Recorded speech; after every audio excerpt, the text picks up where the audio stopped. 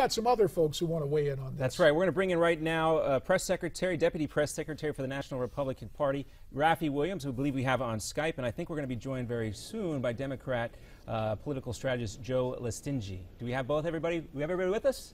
Looks like it, from what we can see right here. I can see Raffi Williams. Joe, do we have you? Yeah, I'm here.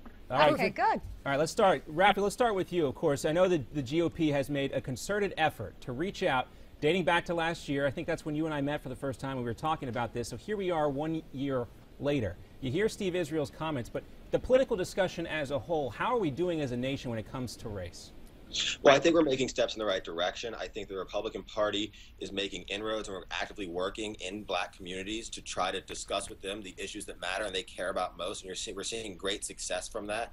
We have a CR chapter that just got started in Morehouse College, which is a predominantly black college down in Atlanta. We've held a luncheon here during Black History Month to celebrate some of our trailblazers. We had about 400 attendees. And these are black people. Not all are conservatives, but they're willing to hear, and they're interested, and they're liking what we're doing and what we're seeing. They're interested in us fighting for their vote, every vote, and it's a permanent campaign we're setting up, so they're glad to see these people in their communities. Now we have staffers from the community that now are working as on behalf of the RNC in those communities to spread the message as much as possible and to make it so people who haven't heard from us before are hearing from us now. But Raffi, with all due respect, I think it's ever been thus, at least since I've been involved in Republican politics, and as a recovering member of Congress, I think back to the 2000 convention, I think back to any number of conferences trying to engage members of every community, because you create a majority by getting a whole bunch of people together. Let me turn to Joe for a second. There's no secret, especially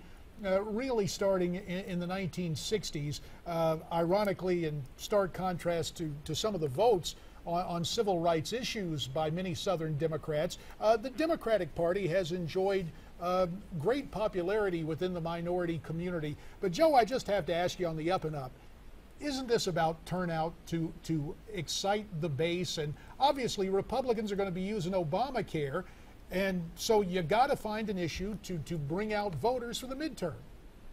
I don't believe this is about turnout. I actually disagree with the analysis that it's about getting your base to vote. If both parties got just their bases to vote across the country, we would end up in tied elections everywhere, because there is a persuadable middle section of this country. And you know, just like them, I think America aspires to be a country that doesn't discriminate. But the problem is that Republicans have a long road ahead of them, and you hit it right on the head.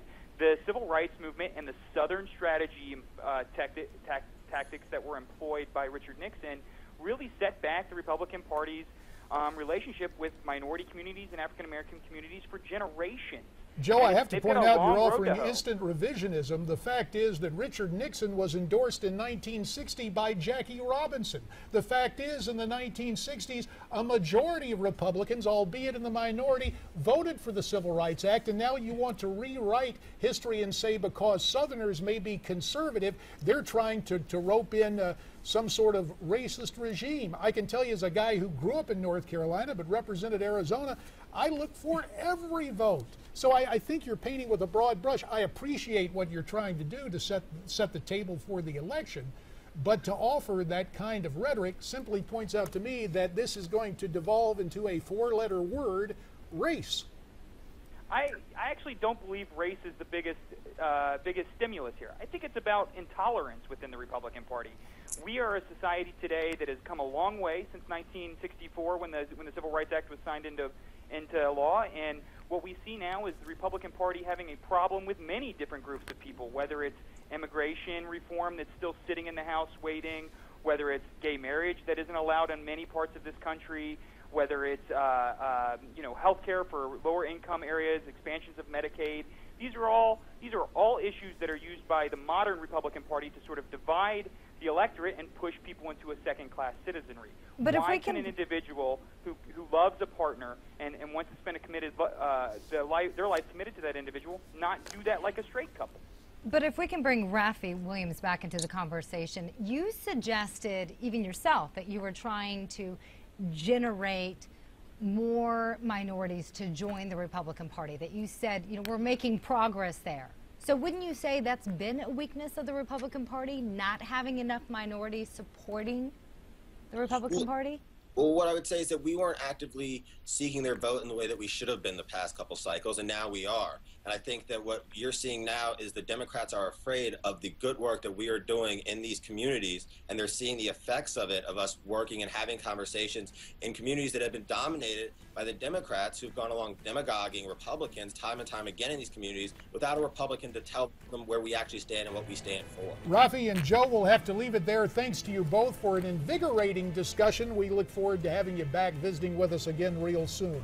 And we want to know where you stand on these issues. We'd love to hear from you via social media. For example, why don't you tweet us at Newsmax TV, #America's Forum. We'll be right back.